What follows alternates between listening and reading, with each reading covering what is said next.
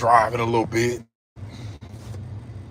I want to speak about something, man. And usually when I'm counseling people, because I'm a Christian counselor, when I'm counseling people, they usually tell me about the problems they're experiencing right now. And I like to tell them, well, let's take it back to the beginning. Let's get to the root of the problem. And I liken it to the root of a tree. Um, if the branches are whittling and falling off, and the leaves are falling off, and it's not fall, and the husk of the tree is starting to hollow out, well, it's a problem with the root of the tree. And so when I'm counseling people, I love to get to the root of the problem. When there's a sex addiction, usually you can link that back to something else that happened in the childhood. When you see abandonment issues, like when fathers leave homes and they leave children to fend for themselves, and the children only get the mother's side of the energy, they're missing something. And so I always try to go back to the root. And most people, they find out when you get down to the root of the problem that it's a lot of hurt there that you got to really figure out. It's a lot of hurt that be in the root of the problem. And most people, they want to look past it. They say, oh, I done got past this. Usually when I'm dealing with people that have dealt with molestation, they've gotten past it. But when I see the things that they're experiencing in their real life, most times when you've dealt with molestation as a kid, the kid might have solved the problem, but the adult still has to deal with it. So when I'm dealing with this and I'm saying, hey, let's go back to the root. Let's talk about that molestation. But no, I don't want to talk about that. I want to talk about me not getting the relationships that I want to get. You're not going to get the relationships that you're trying to get because you haven't dealt with the root of the problem. This is still on you. It's still on you heavy. A lot of people that have dealt with abuse from mothers and fathers, they don't deal with that. Say, I grew past that. You can't grow past anything. It's still there. It's still in your childhood. So some people, I say, when things happen to you as a child, like, and I'll give you my personal thing that happened to me as a child. I watched a man beat on my mom. I watched my guy that she had started dating, and she was with this man for maybe 3 years. Man, this man beat on my mama. And, I grow strong, man. I grow up into a 6'4" young man. I'm big. I go to the military. I get an attitude about myself, and I grow a personality. And I still inside feel like a coward. And I'm doing things to beat this feeling of feeling like a coward. And so when I did hypnosis, she said, let's go back to that. And I found out that I felt like a coward because I couldn't protect my mom at 10 years old. So in essence, I'm a 10-year-old. I was a 10-year-old for a long time. And I was a lot of anger that came from that particular situation. When I start failing in school, when I start not taking school serious, I didn't think that it had anything to do with my father leaving when I was 7. I didn't have anything, like I was not thinking about, man, when my dad left, I stopped caring about school. I started being bullied at school. Like when you bullied at school and your dad don't stay with you, your dad can't address the problem right now. And you don't want to feel like a coward to your dad. So I just never told my dad that these things were happening. So my dad, he never knew what was affecting me in my childhood. And so when you're dealing with all of this stuff, man, you don't know that it's affecting you, but you got to go back to the root. It's the root of the issue. It's like when you're watching a tree, man, and you see the roots growing up strong. That means that tree is going to grow up and it's going to bear good fruit. But when that root is affected, it's going to mess up something in that tree. The fruit might not come out as sweet as it's supposed to come out. The seeds in there may not produce fruit again. Like, it's things that's going to affect you in your adulthood if you don't deal with the root of the problem. And us as people, we look over the problem and we say, okay, I didn't deal with that. I done got over that. No, you haven't. You haven't. You got to go back to the root, man.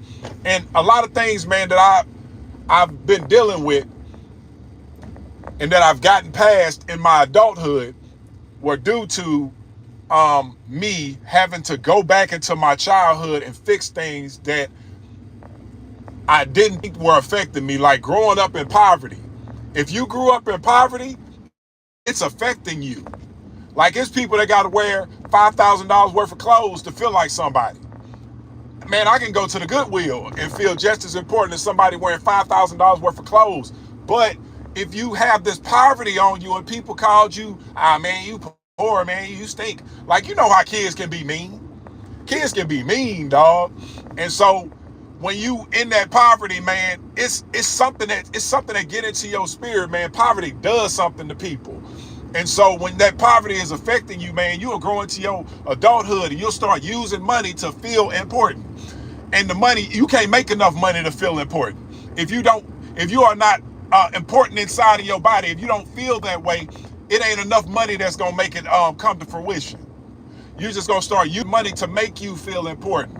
Every argument will come back to, well, I got money. Well, okay, great. I know you got money. I know that you have money, but what's the root of the problem here? Why you keep bringing up money to subsequent how you really feel? And I feel that people never get to the root of the problem. They just try to pave a road over it. And then the road start getting damaged. They pave another road over it. And then you start paving another. You start building the identity on things that don't really matter. So let me tell you another thing that happened to me when I felt it was a root problem, but I wasn't addressing in my adulthood. Like, I lost my mom in 2009. And I was doing things that were not like myself because I was not dealing with my mom dying. Like, I'm doing all types of foolishness. And people are like, damn, man, why are you doing this? I didn't know that I had this problem. The root of the problem is my mama done died. And I don't have anybody that I can call.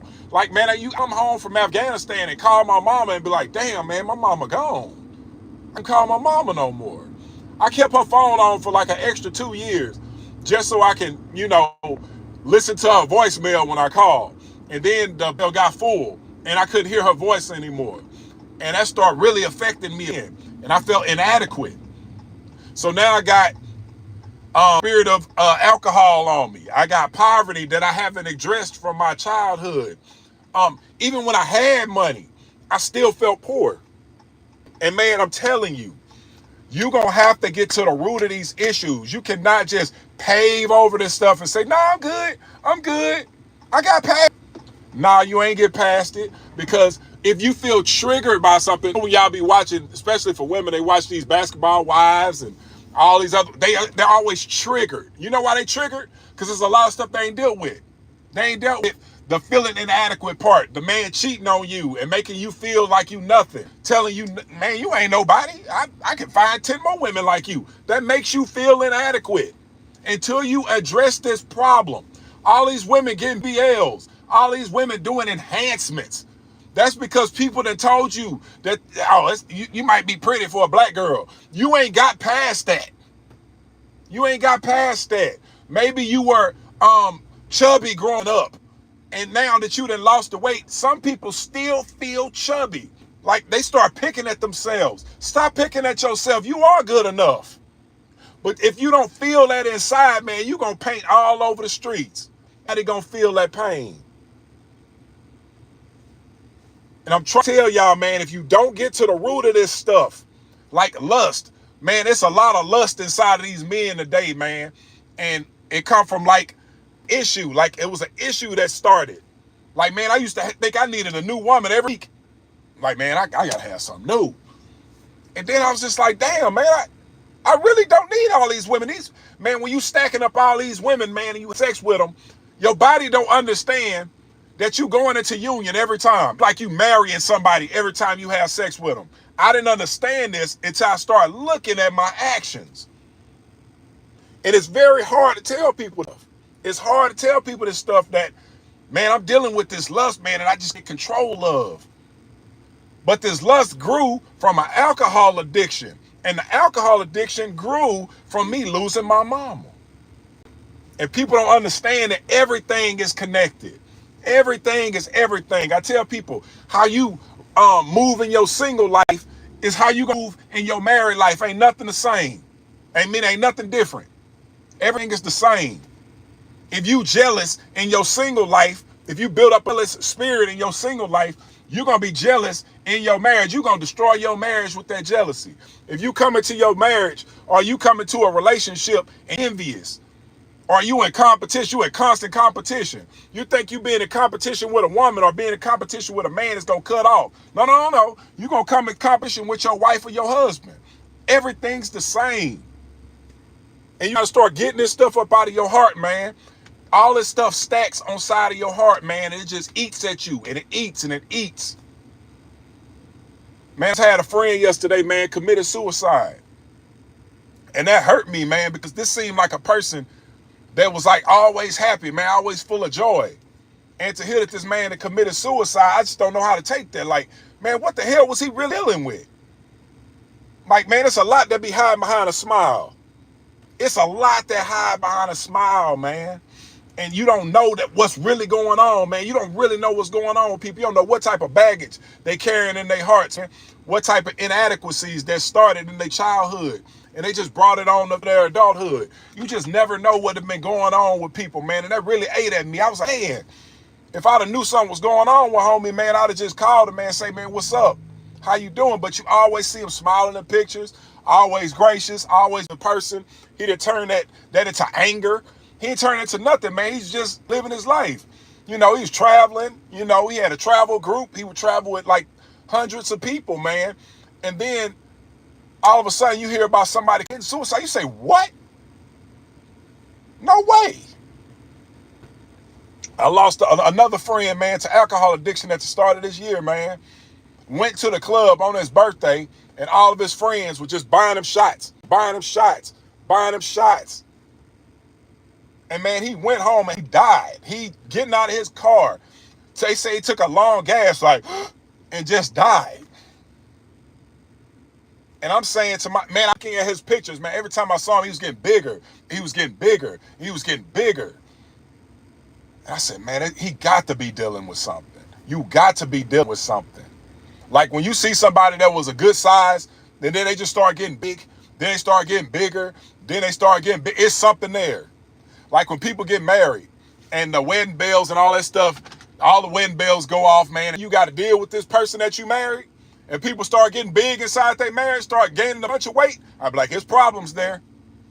Because me and my wife started gaining weight in marriage, but it was different for us because my wife gained a bunch of weight and I lost a bunch of weight. And we had to come together and say, hey, man, how you doing? And she had to ask me how I was doing. And we had to come together, man, and heal one another. And so we had to get down to our best selves again. When you get married, man, you be so happy, man, like you that found love. But you don't understand that love requires work every day. It requires a sacrifice every day. You got to give up some time for this marriage. And telling people this stuff, man, they don't be wanting to hear. They be thinking they can just get in and loving people and everything's going to be all right. All this takes work. Everything going to take work. And when you're not getting your way, you'll start leaning towards addictions. Quick. You like, man, I need a drink. I know that do not even go home after work. They be like, man, I gotta go have a drink somewhere before I go home and deal with the wife that I married or deal with the husband that I married. I gotta go and have a drink first. No, go home and deal with that issue. Go ahead and deal with that problem. Find out why that woman got a problem with you. Find why that man got a problem with you. It's men that go into marriage and don't want to listen to no woman. But you married a woman. When you get married to a woman, man, that woman see you. She gonna try to call you. But if you ain't dealt with that issue, like it's a lot of people that they parents didn't let them talk. It's a lot of men, they mom used to tell them to shut up. Hey, shut up. You can't me, I'm an adult. And then when you get into a relationship with a woman, you won't let this woman correct you because you feel like it's your mama correcting you. I see this all the time. I'm telling you, I counsel all the time. And so when I see men going through, I'm like, why you don't listen to your wife? You don't think she got your best interests at heart? You don't think she love you? She want to see you around. Of course she scheduled a doctor's appointment for you. Why not? Why not go to the doctor and see if there's something wrong with you? It's men that don't even want to go to the doggone doctor. And so what I'm trying to tell you, man, is everything go back to the root. You got to go back to the root of these issues. You got to figure this stuff out, man. There's a lot of people dealing with things that they compile on their heart. They compile all of these problems, all of these issues, all this childhood trauma. They compile it on their hearts. And people get out of here, man. I be seeing my friends, they getting up out of here. I'm 44, man. Like, when you start getting into your 40s, man, you got to really start being intentional, taking care of yourself. I be really intentional about telling my, hey, man, how you doing, man? You take care of yourself? I see you getting a little bit out of weight, man. Let me go ahead, let you know, man, you come walk with me, man. You come talk to, like, I like the people come walk and talk with me. Because when you get tired, you're going to start confessing. It's kind of like alcohol. It's like a reverse effect of alcohol. You start confessing when you get tired. And man, these men, they start telling me what's going on, man. And when you start unloading this baggage, man, and I give you productive ways to handle dealing with your wife or dealing with your husband, these people go home and are working these problems out, man, and they feel that life, they see that life start getting a little bit easier because you working out these things. But you can't keep all this stuff on your man. You got to start dealing with this stuff, especially getting all that childhood baggage out. You got to get that out, dog. Get it out of your heart, man. It's a lot. Man, I come into a lot of men who they got molested as kids, and they be so angry, dog. I remember my wife, she was watching one of these shows, Love and Hip Hop Miami or something like that. And the first time I seen Saucy Santana, I said, that man got molested. He got molested as a boy. And my wife said, how do you know that? I said, I don't know, man. It's just something don't sit right with him. That boy, he got to figure that out. When he saved that boy, then he'll be all right. But right now, it's something about him that's just not right. And when he came out and said that he had been molested, I said, there it is. There it is. Like, I can see things in people. I think that's kind of my gift, man, where I can see into somebody's eyes and I can see that they dealing with something.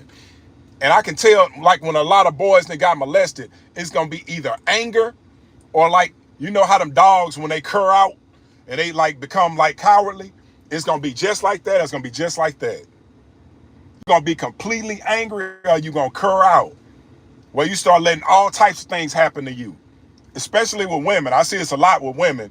When they done got severely damaged by a man and they start letting anybody do anything to them. They start having sex with anybody. And they don't think that it's a root problem there. Man, you're going to have to deal with that. An inadequacy problem. You have to deal with that.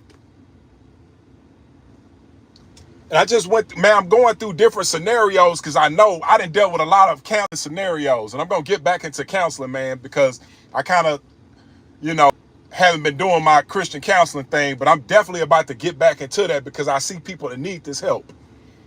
And I think I'm using this Good Notes page for my therapy, man. I don't want to just leave people out there and they're dealing with issues. They don't know that it's an underlying issue there. There's a root cause of their problems. So this is me, man, pouring myself out, man. And if I can help you, man, let me do that. Let me do that through these words that I'm giving y'all. And that's it, man. I just wanted to give y'all something today, man. My prayer is that y'all get to the root of these issues, man. Especially addressing this childhood stuff first, man. If you did a mama that wasn't that nurturing and she didn't give you the nurturing part, she just gave you the protection part, and I gave you a roof over the head and gave you some food to eat, it's something lacking. And you have to deal with that. And so my prayer for y'all, man, is that you get to the root of these problems, these childhood issues first, before you start dealing with why you can't find the man or woman of your dreams. We need to deal with this childhood stuff that you could possibly pull into your marriage or pull into your adult life that are not going to take you into the positive light that you need to be in.